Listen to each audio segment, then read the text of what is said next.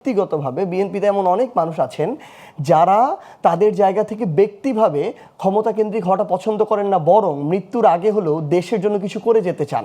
উনি ক্ষমতাটা বেশ অপছন্দ করেন, আমরা এটা বিশ্বাস করি। ব্যক্তিগতভাবে বিএনপিতে এমন অনেক মানুষ আছেন যারা তাদের জায়গা থেকে ব্যক্তিভাবে ক্ষমতা কেন্দ্রিক হওয়াটা পছন্দ করেন না, বরং মৃত্যুর আগে হলেও দেশের জন্য কিছু করে যেতে চান। যারা শহীদ জিয়াউর রহমানের আদর্শটাকে ধারণ করেন, বেগম খালেদা জিয়ার আদর্শটাকে ধারণ করেন। কিন্তু এই বিএনপির মধ্যে একটা বড় সুবিধাভোগী গোষ্ঠী আছে যারা বিএনপি নামক রাজনৈতিক দলটাকে ব্যবহার করে, যারা অত্যন্ত সক্রিয়, অত্যন্ত প্রভাবশালী, পলিসি মেকিং এ গুরুত্বপূর্ণ ভূমিকা পালন করে, যাদের কাছে দেশ বড় না, দল বড় না, যাদের কাছে ব্যক্তিটা বড়, যারা কোনো একটা নির্দিষ্ট স্টেক হোল্ডারকে সার্ভ করে, ওই সার্ভ করাটা যাদের কাছে বড়। এইখানে আপনি কয়েকটা জিনিস দেখেন।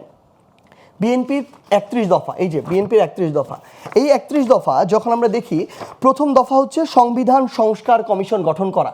সেই কমিশনটা ঐক্যমত্য কমিশনে হলো। এখানে কিন্তু দেখেন বিএনপি বলছে এখন সংবিধান সংশোধনী করবে। 17টা সংশোধনী হয়েছে। যেই দল যখন ক্ষমতা এসেছে নিজেদের মতো সংশোধন করেছে, আরেক দল এসে বাতিল করেছে ওই সর্বোচ্চ আদালতকে ব্যবহার করে। সংশোধনী খেলা হয়েছে, কিন্তু বাংলাদেশের কোনো অগ্রগতি হয় নাই। এই জন্য তাদের প্রথম কথা সংবিধান সংস্কার কমিশন। এখন তারা বলছে না, সংস্কার করা যাবে না, সংবিধানের বেসিক স্ট্রাকচার পরিবর্তন হয়ে যাবে। তাহলে তারা যে 31 দফা দিল, প্রথম দফায় যে সংস্কারের কথা বললো, এই সংস্কারটা এখন তারা কিভাবে করবে? এটা যদি এখন তারা তাদের প্রথম দফাটা বাস্তবায়নও করতে যায়, তখনও আবার সংবিধানের তো তার বেসিক স্ট্রাকচারটা চেঞ্জ হয়ে যায়, এটা কিভাবে করবে?